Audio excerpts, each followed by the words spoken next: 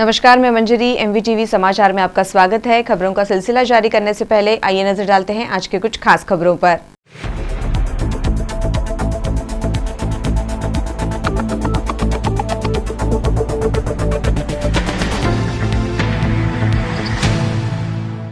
शिवाजी महाराज स्मारक के भूमि पूजन संदर्भ में बुधवार के दिन भाजपा कार्यकारिणी की बैठक संपन्न हुई। विधायक मंदा म्हात्रे ने किया उपस्थितों को मार्गदर्शन। अब 5,000 से भी ज्यादा कर सकते हैं डिपॉजिट। तुर्बे के डंपिंग ग्राउंड का इस्तेमाल 50 वर्ष तक, नवी मुंबई महापालिका का दावा। संकल्प प्रतिष्ठान की ओर से गणित दिवस पर हाई स्पीड मैथ्स के गौरव भंडारी इनके शिविर का आयोजन किया गया था।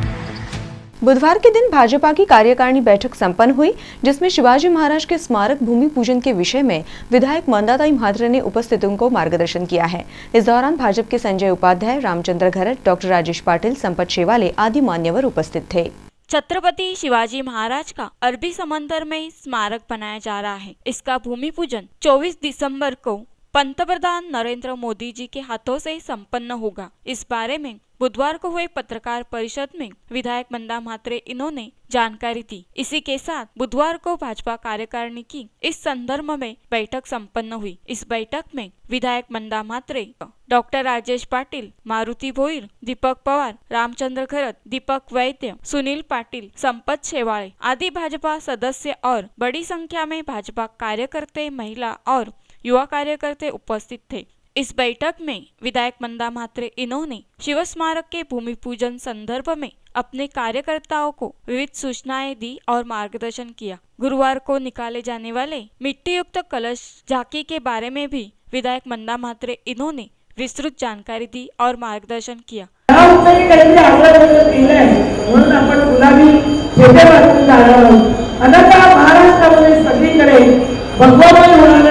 भगवा झेंड्यावरती छत्रपती शिवाजी महाराजांचा पुतळा लावला जाणार आहे आणि संपूर्ण मुंबई ही अगदी कोळी, त्याच्यानंतर तुमचे आदिवासी असे सगळे नृत्य ऐकायला मिळतात आणि तिथून आपले पंतप्रधान ही सगळ्यांनी लोकांची जाणार इतका भव्य जीवन कार्यक्रम हा आमच्या मुंबईत होतोय आणि आपण किती भाग्यवान आहोत। छत्रपती जन्मले कुठे, ते वाढले कुठे, त्यांचं सगळं शिक्षण झालं होते, पण त्यांचं स्मारक आपल्या नवी मुंबईतून मुंबईत होत आहे। भाग्य आपल्याला मिळते। मोठ्या संख्येने मला लोक पाहिजे त्या दिवशी। दुसरी गोष्ट, उद्या कार्यक्रमातून आपण तो मेसेज काय घेऊन येणार आहोत, तिथून आपल्या जिल्ह्यासाठी काय तिजोरी आणणार आहे, त्यासाठी कार्यकर्ते सुद्धा तसेच असले पाहिजे। जसं गाडी भरायची म्हणून कोणातरी बोलू नका। आणि मी तिथे त्या गाडीवर निलेशला तुमची दिलेली आहे। निलेशने तिथं गाडी चेक करणं, लोकांना बसवणं हे निलेशला काम दिलंय। मुंबईच्या विद्यार्थ्यांचं काम डॉक्टर राजेश पाटीलला दिलंय। ट्रक गाडी वाहतुकीचं काम दीपक वैद्यला दिलंय।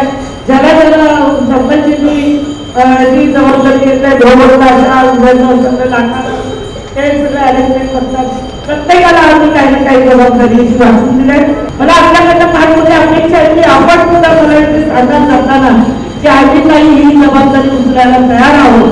तर मला असं वाटेल की 2 वर्षात मी जे काही काम करते त्या कामाचं कुठेतरी भारतीय जनता पार्टीमध्ये याचं एक रूपांतर चांगलं झालेलं आहे आणि नव्या मुंबईतून आपण एक चांगला मेसेज आपण देऊ आणि हे काम हे तुमच्या आमच्या सगळ्यांचं आणि पक्षाने दिलेली जबाबदारी आपण सर्वांनी प्रामाणिकपणे, मला भाजपसाठी पण एक 10 जोडा मुंबई लोकांच्या महिलांच्या देऊ अशी मी अपेक्षा बाळगते। इथे प्रत्येकाकडनं माझी थोडी अपेक्षा आहे तुमच्याकडनं, जास्त काही मागणी नाही। ज्या पद्धतीने आपला भव्य कार्यक्रमाचं नियोजन कसं असेल त्यासाठी बसतो आणि उद्या जास्तीत जास्त मोठ्या संख्येने तुम्ही जिल्हे गाव 4-4.5 लाख सगळ्यात उपस्थित राहा।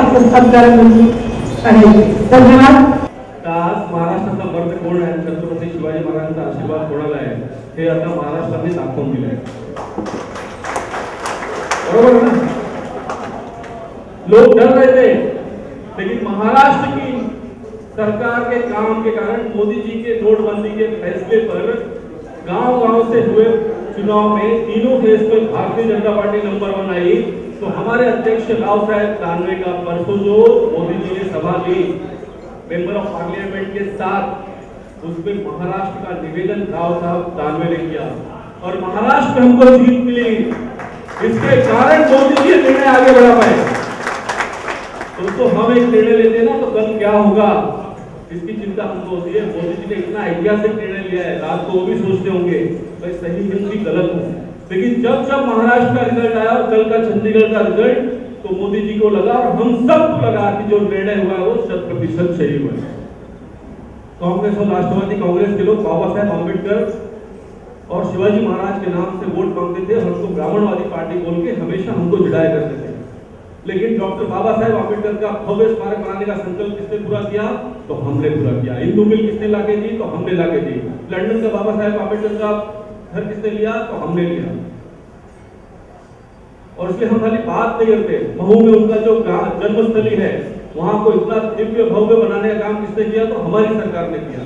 और उसके लिए भारतीय जनता पार्टी जो बोलती है वो करके दिखाती है। इसका परिणाम है कि पिछले कई सालों से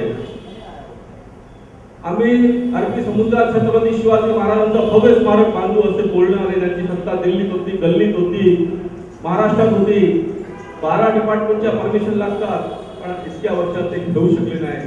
पण आपल्या सत्ता आल्यानंतर 2 वर्षात किसकी परमिशन नहीं लगती? बीपीटी की लगती है, नेवी की लगती है, एनवायरमेंट की लगती है, समुद्र के कितने डिपार्टमेंट की लगती है, बीएससी की लगती थी, कहां की परमिशन थी? हमारी सरकार ने, मोदी जी की इस पर प्रबल इच्छा थी, क्योंकि मोदी जी का मानना है कि शिवाजी महाराज थे, इसके लिए आज हम हैं। और इसलिए मुंबई जो देश की नहीं पूरे दुनिया में जानी जाती है, हमारे देश की आर्थिक राजधानी है, उस एयरपोर्ट का नाम भी छत्रपति शिवाजी महाराज अंतर्राष्ट्रीय विमानपत्तन करने का काम किसने किया था?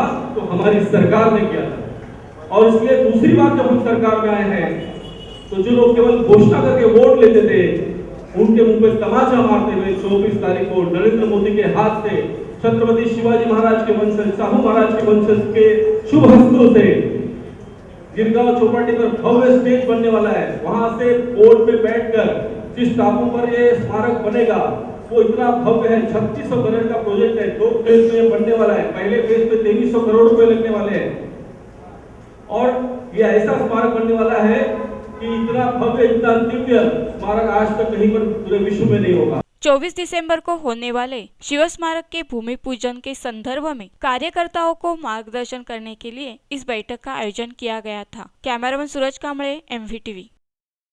चलनबंदी के बाद विभिन्न शर्तें और नियम सामने आ रहे हैं। ऐसे में आरबीआई ने पुराने चलन से 5000 से ज्यादा रकम डिपॉजिट पर पाबंदी लगाई थी, लेकिन इस निर्णय पर जम के टिक्का टिप्पणी होने के बावजूद ये पाबंदी का निर्णय आरबीआई ने पीछे ले लिया है। चलनबंदी के बाद सरकार ने विविध निर्णय नियम लागू किए। सरकार के चलनबंदी के निर्णय का जनता ने स्वागत किया। चलनबंदी के बाद आरबीआई ने पुराने चलन के 5000 से ज्यादा रकम डिपॉजिट करने पर निर्बंध लगाए थे, लेकिन अब इन निर्बंधों का निर्णय आरबीआई ने पीछे लिया है। केवाईसी खातेधारकों को आरबीआई ने राहत दी है। अब केवाईसी खातेदार 5000 से ज्यादा रकम कई बार डिपॉजिट कर सकते हैं। Bureau report, MVTV। तुर्भे के घन कचरा व्यवस्थापन प्रकल्प के संदर्भ में महापालिका ने अपनी भूमिका स्पष्ट करते हुए इस प्रकल्प का नियोजन 50 साल के लिए होने की बात स्पष्ट की है।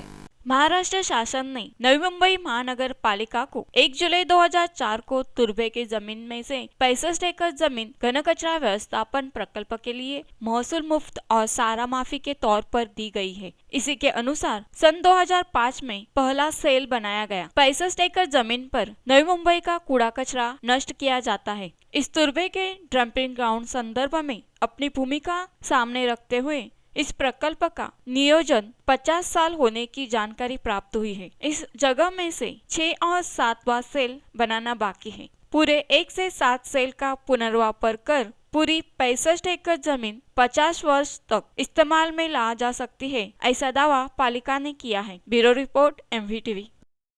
2009 के बाद महापालिका हद में कई अवैध धार्मिक स्थल का निर्माण हुआ है। अवैध धार्मिक निर्माण के संदर्भ में 31 दिसंबर तक कार्रवाई करने के न्यायालय ने महापालिका और सरकार को आदेश दिए हैं।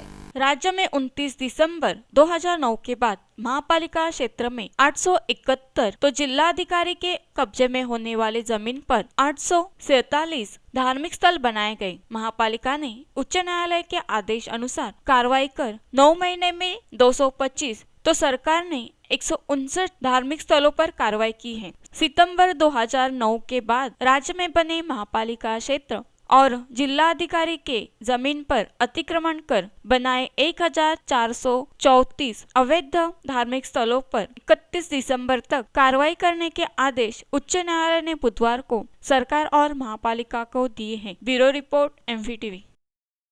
इस साल भी मार्गशीर्ष महीने के गुरुवार को श्री महालक्ष्मी व्रत रखने की खुशी और उत्साह महिलाओं में देखने को मिला, लेकिन इस बार चौथे या पांचवें गुरुवार को व्रत का समापन विधि करे, ये दुविधा निर्माण हुई है। वह क्यों और कैसे, आइए जानते हैं इस बारे में इस खबर की सहायता से। अपने राज्य में विविध धर्म, संस्कृति और परंपरा है। इसी में विविध प्रकार के व्रत वैकल्य आते हैं। मार्गशीर्ष महीने का गुरुवार महत्वपूर्ण माना जाता है। मार्गशीर्ष महीने के गुरुवार को श्री महालक्ष्मी माता का व्रत किया जाता है। माता की स्थापना कर, पूजा अर्चना कर, फलों का भोग लगाया जाता है। लक्ष्मी व्रत की कथा का पठन श्रवण किया जाता है। इस दिन व्रत रखते हैं। इस वर्ष मार्गशीर्ष महीने में 5 गुरुवार आए हैं। मार्गशीर्ष गुरुवार के बारे में महिलाओं ने अपनी प्रतिक्रिया दी है। याबद्दल म्हणजे अमावस्या असल्या कारणाने जरी व्रत अमावस्या दिवशी येत असलं तरी करण्यास काही हरकत नाही, कारण आपण तर आता विज्ञान युगामध्ये जगत आहोत, त्याच्यामुळे हा फरक शक्यतो म्हणजे न केलेलं बरं असं मला वाटतं। व्रत एक म्हणजे हे अत्यंत सोपं आणि साधं आहे।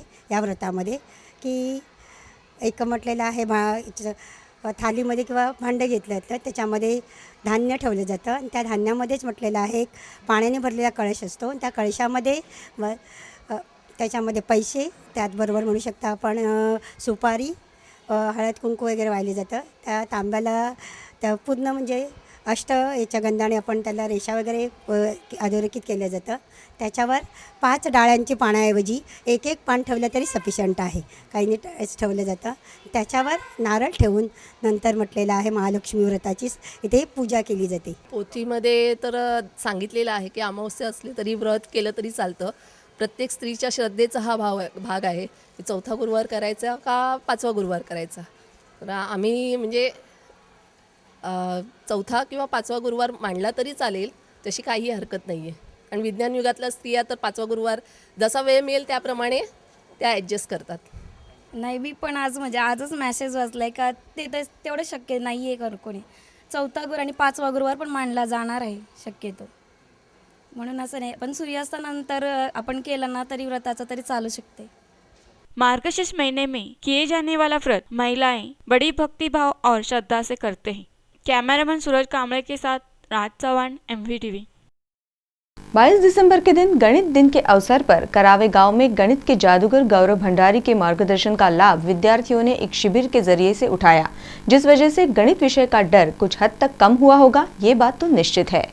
गुरुवार को करावे गांव के ज्ञानदीप स्कूल में गणित दिन के अवसर पर संकल्प प्रतिष्ठान की ओर से high speed math fame Gaurav Bhandari इनके मार्गदर्शन शिविर का आयोजन किया गया था। इस शिविर में औरंगाबाद से आए गौरव भंडारी इन्होंने हाई स्पीड प्रणाली के जरिए गणित विषय पर मार्गदर्शन किया। गौरव भंडारी इन्होंने 6 बार जागतिक स्तर पर गणित विषय पर विक्रम प्रस्थापित किया है। इस शिविर में सुनील पाटिल, डॉक्टर राजेश पाटिल, जयवंत तांडेल, पुण्यनाथ तांडेल आदि मान्यवर उपस्थित थे। इस शिविर में उपस्थित छात्रों ने अपनी प्रतिक्रिया दी।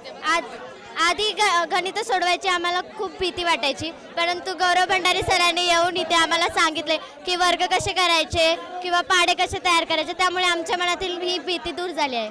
आज आमच्या शाळेत गौरव भंडारी हे आलेले। आज पहिले आम्हाला गणिताची भीती वाटायची, पण आता भीती वाटत नाही, कारण गौरव भंडारी यांनी सगळं सांगितलं कसं वाटतं, कसं सोडवतात, त्यामुळे आम्हाला भीती वाटत नाही आता। इस शिविर में गणित और मेमोरी शो के जरिए छात्रों को मार्गदर्शन करने वाले गणित के जादूगर गौरव भंडारी ने अधिक जानकारी दी। ॲक्च्युली वैदिक मॅथमॅटिक्स हे वैदिक मॅथमॅटिक्स हे भारतीय पुरातन काळातील एक तंत्र आहे आणि त्या तंत्राद्वारे मोठमोठे गणिते सॉल्व करता येतात। मी स्वतः 6 वर्ल्ड रेकॉर्ड होल्डर आहे, पण माझी ही एकच इच्छा असते की मी वेगवेगळ्या TV शो माध्यमातून वेगवेगळ्या शाळांमधून हेच दाखवून दिलेलं की गणित किती सोपं असतं, हे मी माझं स्वतः प्रात्यक्षिक दाखवतो आणि विद्यार्थ्यांना मार्गदर्शन। विद्यार्थ्यांना गणित हा अवघड वाटण्याचं कारण हे एकच आहे की कारण त्यांना गणित जे आहे ते वेगवेगळ्या पद्धतीने शिकलेले असतात। पाढे हे सगळ्या गोष्टी किचकट पद्धती वाटतात, पण जर त्यांना आपण हे सोडून जर वेगळ्या पद्धतीने शिकवलं तर तुम्ही नक्कीच फरक बघा। विद्यार्थ्यांना गणित सोपं जाईल आणि जो सर्वांचा त्यांचा आवडता अवघड विषय आहे तो सर्वात सोपा विषय बनेल। नाही, मांडणी आणि प्रत्येक गोष्ट गणिताची